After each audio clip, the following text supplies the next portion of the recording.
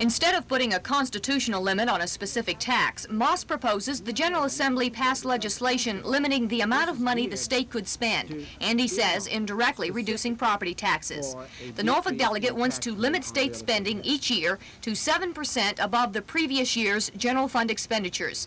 Any surplus above the 7% lid would be returned to the cities on a per capita basis, and the cities, in return, would have to lower their property tax rates proportionally, in effect creating a floating tax rate that would change according to the previous year's surplus.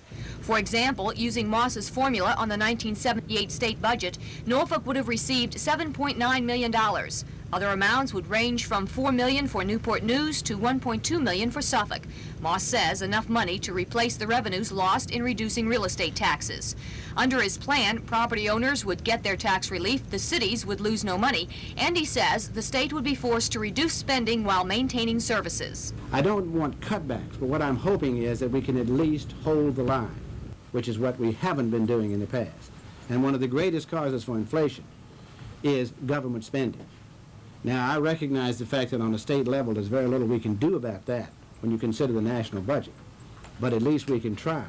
But the main thrust of this bill will be to give some relief to the real estate taxes we now have in the city by lowering the tax rate. Only cities with a tax rate of $1 or more per $100 assessed value would be affected. That means in our area, Williamsburg and Virginia Beach would be exempt. Moss predicts that among all the bills expected to be introduced in next year's General Assembly session dealing with a tax revolt, his has the best chance of passage, perhaps because it would hurt the least. Sandra Kelly, Area 10 Eyewitness News, reporting from Norfolk.